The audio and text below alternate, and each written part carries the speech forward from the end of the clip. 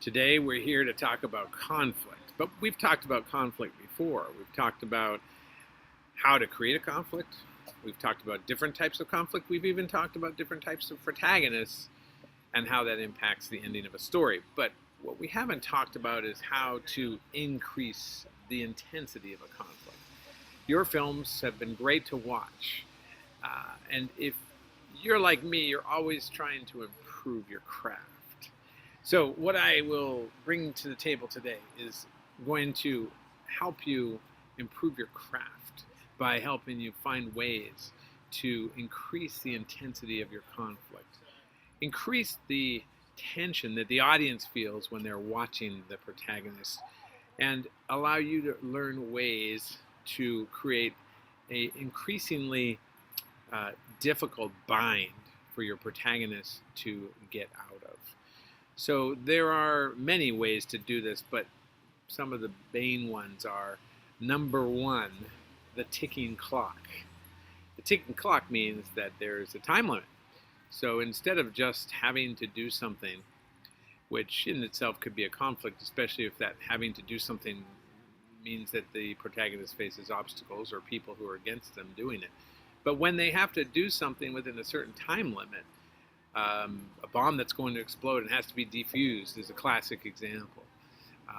A trip that has to end in a certain time. So the film we've been watching, Planes and Trains and Automobiles, it's about getting home for Thanksgiving and not missing the big Thanksgiving dinner. There's a time limit in making that more intense. The other big way to increase the intensity of the conflict and the bind that your protagonist is in is to limit the space. This is called the fishbowl effect. You put your protagonist in a fishbowl with an antagonist or a character that they can't get along with, and make that more and more intense. So, a prison cell. So Shawshank Redemption would be like a prison cell.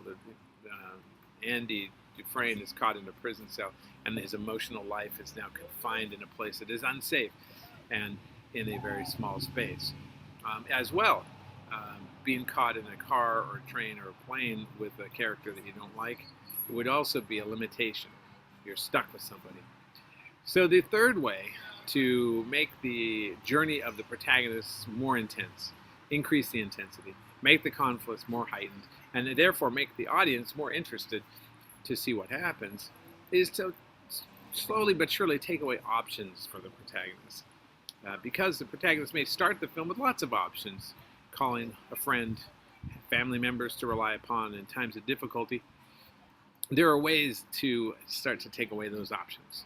Make it, maybe those reliable people get killed in the film, or the protagonist is put in a position where they can't make those calls or can't communicate what they need to communicate. Maybe they're caught in a kind of a plot twist which makes them bound to a person that they have connected with and shared a secret with, who commits a crime. And now they're bound to that person not to say anything, or they're caught in a moral dilemma. So the moral dilemma would mean that the protagonist is facing a difficult choice and seemingly no other option. This makes it interesting to watch. If you're really clever with your craft, then you can bring in at the end a third option that was never apparent before, that wasn't seen before. So these are some of the ways that you can increase the conflict. All of this is done within the craft of technology, using sound effects, music, lighting, costuming, backgrounds. All of this increases the conflict because it heightens or makes more clear the differences and the contrasts. So we'll work on that as well. But the first is first. Telling the story is the most important thing. With a great story, all follows. The technology, the music, the sound, the lighting will all follow. So we're still concentrating on storytelling, and then we'll move to aspects that are more technical with regard to creating great music and sound and lighting and different things like that. So I hope you're looking forward to this as much as I am, because it's going to be amazing. Talk to you soon.